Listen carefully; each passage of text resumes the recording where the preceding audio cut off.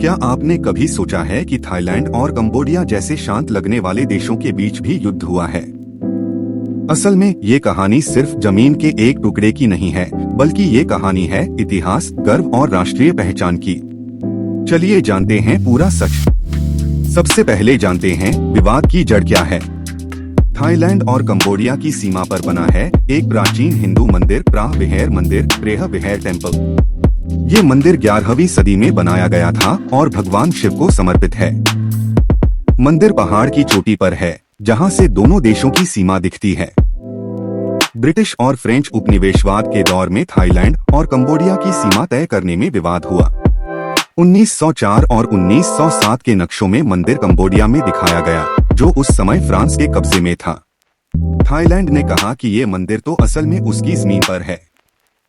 1950 के दशक में दोनों देशों में विवाद और बढ़ा। 1962 में international court of justice (ICJ) में ये मामला गया।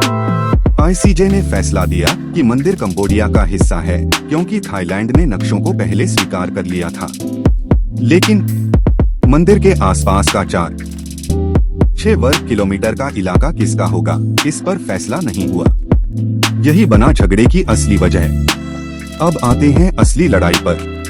2008 में कंबोडिया ने यूनेस्को से इस मंदिर को वर्ल्ड हेरिटेज साइट घोषित करवा लिया। थाईलैंड में इस पर जबरदस्त विरोध हुआ। लोगों ने कहा कि मंदिर के साथ आसपास की जमीन पर भी कंबोडिया कब्जा कर लेगा। जुलाई 2008 से फरवरी 2011 तक कई बार सीमा पर गोलाबारी हुई।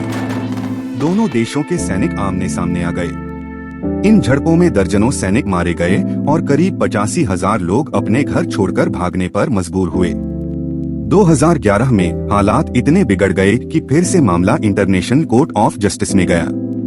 ICJ ने दोनों देशों को आदेश दिया कि मंदिर के आसपास से सैनिक हटा लिए जाएं और इलाके को डिमिलिटराइज कर दिया जाए। इसके बाद तनाव कुछ कम हुआ।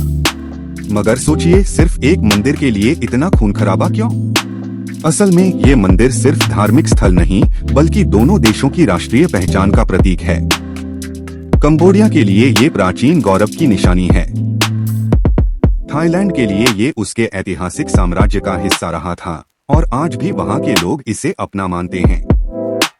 ये विवाद हमें याद दिलाता है कि इतिहास और नक्शों की लकीरें सिर्फ कागज पर नहीं होती, बल्कि वो दिलों और जज्बात में भी होती हैं। और कभी-कभी उन्हीं लकीरों पर लड़ाइयाँ भी हो जाती हैं। तो अगली बार जब आप किसी प्राचीन स्मारक या मंदिर को देखें, तो याद रखिए, उसके पीछे सिर्फ पत्थर नहीं, बल्कि सदियों पुरानी कहानियां और जज्बात भी छुपे होते हैं।